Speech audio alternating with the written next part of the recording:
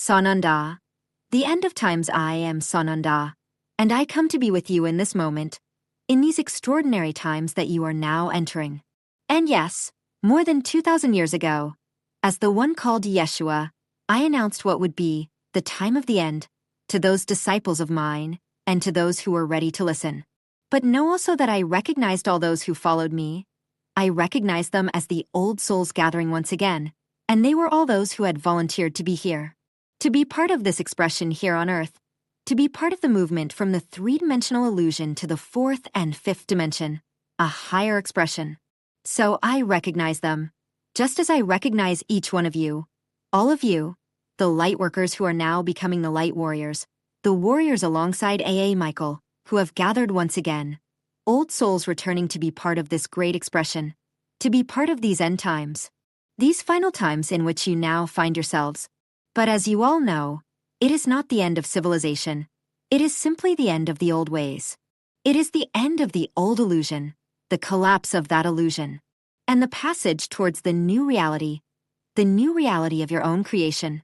Each one of you came here to be part of it. So here you are now on the threshold, ready to recognize the final culmination after thousands of lives spent here. Most of you, here you are now on the threshold of a new beginning of which you are the catalysts. You are those way showers. Yes, you are those system breakers. Because, as you have understood, you have done it before, and you are doing it again. And perhaps, when necessary, you will be ready to answer that call once more. And for now, in this moment where you stand, for the timelines are indeed shifting. And by moving away, you are causing a timeline shift. So be of good cheer, my friends, my brothers and sisters. As I said, you are on the threshold of the great crescendo, when everything miraculously begins to change. And I say miraculously because it will appear as a miracle to too many people across the planet. Because this is not simply business as usual. It is much more than that. And you are all beginning to glimpse it now. The beginning of it, as things start to rapidly take shape, where truths everywhere begin to emerge. The shadows, more and more, we see them right there in those shadows. Naturally, to be replaced by the illumination of a light. You are that illumination. You are the Christ consciousness returning to Earth, not to the old Earth, but to the new golden age of Gaia. I am Sananda, and I leave you now in peace, in love and in unity. May you continue to realize who you are, what you came here to do, and that you are truly in the process of doing just that. Earth's atomic changes impact us, dearest ones. We are all feeling the collective wound inflicted upon many at this time. The separation between the two Earths and the numerous attempts to reclaim the old order. The eclipse in Virgo brought deep purification and regeneration to help counteract the ongoing damage caused to the Earth during this tumultuous period. A purification that many of you, as your primary planetary mission, will now extend. As empaths, telepaths, and sensitive souls who came to evolve and contribute to our planetary evolution, we are deeply connected to the Earth, to others, and to all living forms that are also suffering the consequences of the numerous unconscious acts occurring on our planet. Many of you, as ruby emissaries, will now be immersed in a period of constant restoration, supporting the light and aiding the numerous structures that are being damaged, particularly the elementals and the Earth's first chakra. As part of our mission, stabilization, healing, and restoration are key now, as we witness the soul recovery that is happening massively in many places on Earth, correcting solar, atomic, and masculine distortions while we also care for our personal field and emotional body. Many of us with a planetary mission strongly feel the internal energetic collapse due to the numerous atomic changes happening within the Earth's core, which are now bringing chaos to our mental and emotional bodies. That is why it is so important to strengthen our soul connection to continue seeing what is authentic rather than what is shown to us, remaining neutral and understanding the plane of consciousness we have chosen to participate in at this time. It is fundamental to detach as much as possible from any imagination or intention to control our consciousness and beliefs, as this is what causes the greatest damage to our energy system, making us feel drained, confused, and unable to discern and care for ourselves. This is not selfishness or denial. It is self-responsibility and divine neutrality towards what we cannot change. Energetic sovereignty is key to managing the numerous changes happening right now, as it is the only thing we can truly control. When we govern our consciousness, we create our reality in the way we can and have full sovereignty over our thoughts, feelings, and actions. What happens externally can impact us differently, without the emotional charge we have when we feel overwhelmed, unable to control our emotions, situations, and focus. The etheric body of 3D Earth, connected to our collective unconscious, is now damaged, which is why many of you will feel at this time the wounds of the collective unconscious resurfacing, as well as personal ones, for we are one with the Earth and with everything that occurs within her bodies as well. Our Earth's first chakra is now in constant regeneration, as it continues to be attacked, for not only the collective, but also the elementals, the soil, the trees, the waters, and all living organisms are suffering, and with them, all of us. The masculine wound is emerging stronger than ever as it tries to survive the process of restoration and reunification begun last year in the Iranian masculine pillar, as I have shared since last year, and which many of you support incessantly from your personal spaces and through your conscious healing transmissions. Many places on Earth are undergoing the same process now, and this too is being supported in our hearts as they go through this difficult time. Many of you, as Earth healers, are now restoring Earth's first chakra, and this is a time when you will be invited to work remotely or physically for its healing. To have an impact on all, we must work on ourselves first, and then remotely. This is how healing works, holographically, and the more we focus on healing ourselves and what we can by our own means, the more we extend it to the whole. That is why it is so important to move inwardly, because it is the only space from which our consciousness, connected to the whole, can radiate our healing and harmonious essence. This is a time when many may fall into the three-dimensional trap of believing we are not evolving. Earth has already created 2 fifth and 7th dimensional Earths in future, harmonic timelines. Earth is shifting obsolete structures that have been deeply damaged and are now being restored. Many are Earth's tissues and other structures and places that cannot be restored, yet we always have the opportunity to go within and support from our soul space those who are now experiencing the duality of this world. We cannot change the main purpose of this dual world, which is to be an experimental world where all souls can experience duality, nor its current conditions and circumstances. What we can do is remain in our hearts for all and create our own ascended personal space to support the new Earth. Again, this is not selfishness. It is spiritual sovereignty in a world that supports duality. Our choice is unity, and therefore we will create it from within, so that it may be extended to those and to the spaces that resonate with it. This is a time for us to be in deep soul communion to discern, evaluate, and act, if necessary, from a space of complete divine alignment.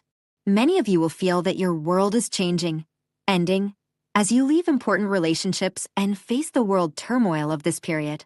Chaos is not the only force. Peace and harmony are always present within us.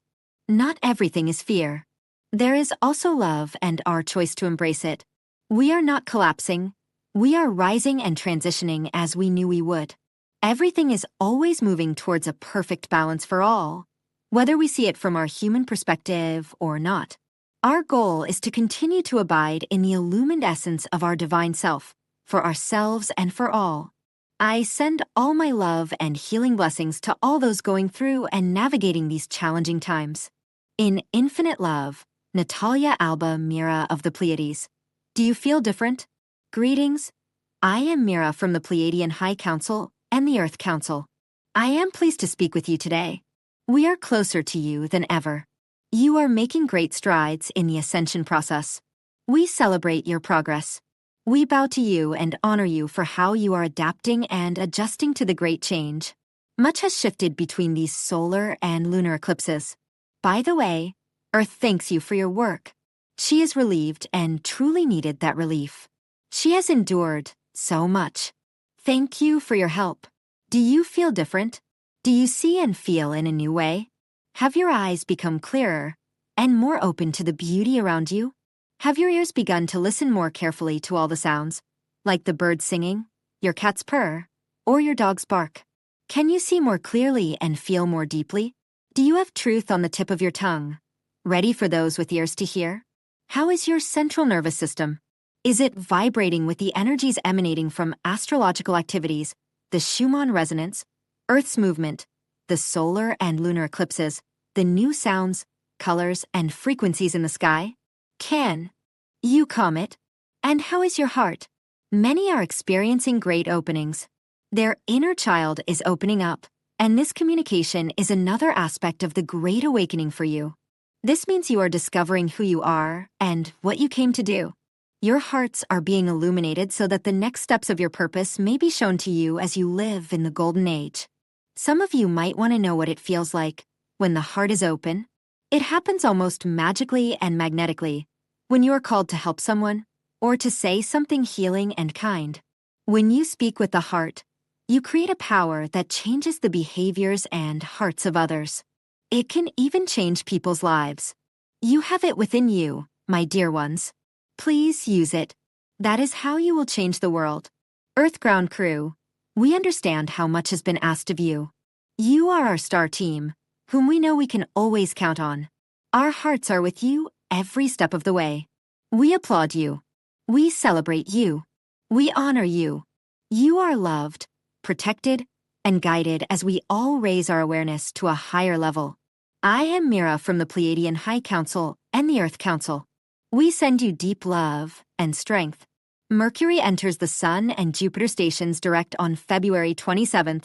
Mars perfected its square to Uranus, and then proceeded to transit the solar eclipse point at 28 degrees Aquarius 56 foot. In and of themselves, eclipses can be quite unpredictable. And when Mars hit these points last week, it acted as a catalyst for all that pent-up eclipse and Uranian energy, awaiting the spark to ignite the impending explosion. And here we are. The consequences of actions taken during eclipse season are just unpredictable. And know that we are not through the chaos and muck yet. On March 13th, Mars will exactly conjoin the true North Node. Subsequently, it will oppose the lunar eclipse point during the next new moon. Retrograde Mercury will oppose the lunar eclipse point this week, before stationing on the true North Node on March 20th. When you see so much activity involving the eclipses and the lunar nodes, you know we are at a critical time where our actions, hearts, and minds are being weighed on the scales against the feather of Ma'at, the goddess of truth and karma. This is why it's so important to connect with our heart center in these turbulent times. We may not have control over others' actions. What we do have control over is our hearts and minds. And even if this seems like a small thing in comparison, every single heart contributes to the whole. Mercury retrograde always brings us further and further back to the center of our essential being. Heart, mind, consciousness, truth, spirit, that place where we connect with the all. Journeying with Mercury in boundless Pisces and on the North Node, we are reminded of the truth of our existence, but also the evolutionary purpose of the soul in incarnation. This is not something that can be expressed in words, which would only diminish the magnitude of the moment. It is something that is felt and experienced on a very deep level and cannot be easily described. Pisces is a sign that goes beyond words, beyond the things we see, to the heart and the very essence of everything. And this is what is meant to guide us through the chaos. What a glorious opportunity to connect with that which is nothing but spirit. Let this be our guide in our decisions going forward. On March 7th, the Sun and Mercury meet for Mercury's inferior conjunction at 16 degrees Pisces 53. Mercury's inferior conjunction is the nascent beginning of Mercury's next cycle, seated in the middle of its retrograde journey. It is at this point in Mercury's cycle that Mercury's outer effectiveness wanes, but its essential inner nature is at its peak. The subtle insights Mercury brings us this week, though sweet and silent, are significant for our inner growth, awareness, and development of understanding and wisdom. To perceive the voice in the silence, we must be still and present, for this voice speaks only through subtleties, symbols, dreams, and whispers. Especially when Mercury is in Pisces. When the sun of compassion rises, darkness evaporates and birds come out of nowhere. Amit-ray Mercury's current inferior conjunction is made even more profound by its conjunction with the North Node and its trine to stationary Jupiter. Whenever Jupiter makes its direct station, it is preceded by a trine from the Sun, as was the case on March 5th. On March 9th, retrograde Mercury makes its trine to Jupiter, seemingly instilling hope and anticipation for the possibilities that can manifest. It is not only Mercury that speaks to us through the heart. Jupiter, the planet of morality, ethics, and justice, also whispers into our hearts. You can just feel its presence grow as humanity as a whole moves forward, guided by this ethos. Every choice comes with a long string of consequences. No one can know the final outcome of a decision. All you can do is make the best choice possible in the moment. Cassandra Clare, during Jupiter's retrograde phase, which began November 11th, we have been internalizing Jupiter in Cancer's qualities. We have become much more aware of unethical and immoral behavior. This has also led us to examine our own responses and question whether we are honestly living up to our own standards of ethical conduct. In this way, Jupiter's annual 4-month retrograde journeys are essential to our spiritual and moral growth. And if we have done our work during the retrograde phase, then by now we should be ready and able to put our most salient beliefs and understanding into practice in daily life. On March 10th and 11th, Jupiter stations at 15 degrees Cancer 05 foot, ending its retrograde phase, allowing us to proceed with our aspirations, hopes, and a clearer vision for the future. Jupiter urges us to do the right thing. In the sign of Cancer, we are asked to think not only of ourselves, but also of our neighbors, our community, and all those who care for them and contribute to their growth and expansion. Jupiter by nature is magnanimous and inclusive. However, even tolerant Jupiter can be corrupted by arrogance, grandiosity, and greed. It is during its station that we are asked to consider what is best not only for our individual aspirations, but also for the greater good of all. And we are constantly guided to do so. The more receptive we are to this inner guidance at these deep, inspirational levels, the more we will be on track to fulfill the soul's desires. Ignoring the pangs of conscience, denying our connection to the collective, or acting without thought for the greater good of humanity is nothing short of a corruption of our very humanity. On a personal level, Jupiter's direct station may allow the pieces of our lives to come back together in such a way that we can proceed with certain hopes and aspirations that were put on hold when Jupiter entered its retrograde phase. May Jupiter grant our heartfelt desires only in the best way. I do not say that artists cannot be seers, inspired, that the AWEN cannot come upon them, and the gods speak through them. Who would be an artist if they did not believe that this happens? If they did not know that it happens, because they have felt the God within them use their tongue, their hands? Perhaps only once in a lifetime. But once is enough. Ursula K. Legwin Friday. Venus enters Aries, where it will edge its way into the Saturn/Neptune conjunction that looms large in the background of our lives. The recent Saturn/Neptune conjunction symbolically represents the ending and beginning of an era in some area of our lives. While certain parts of our lives are coming to some form of conclusion and closure, we are also given the opportunity to become the architects of the next phase. It's not only retrograde Mercury that seeks to inspire us and connect us to spirit on these deep, meaningful levels. It is also Neptune, at this first degree of Aries. And Venus, joining Neptune this week, seeks to open our hearts to the divine, to dream the perfect dream, to envision the most imaginable outcomes, and to allow the God to speak through them. However, Neptune can also lead us down the path of delusional false lights and melancholic fantasy when combined with Venus in this way. Neptune is not of this earth, and so it is difficult to translate into real-life situations. Whether fantasy or divine inspiration, Saturn's influence in this equation seeks to tear the rose-colored glasses from our eyes so that we can see things as they really are, not as we might wish and or even fear them to be. Saturn tests the truthfulness of our dreams. But it is also Saturn that allows us to translate those visions into a reality that is closer and more achievable. Because when we know and see the truth of a situation, we know exactly what we are dealing with. We need to know what our limitations are, what resources are or are not available, what tools we have at our disposal to become the visionary yet practical architects of the next phase of our journey. It's not just about dreaming the dream, but understanding what it would cost us and what it would actually take to live it. This week is rich with subliminal messages of all kinds, aimed at connecting us with the soul's desires. But woven through it all is also hope. And this is true even in the face of the extraordinary events of the previous week.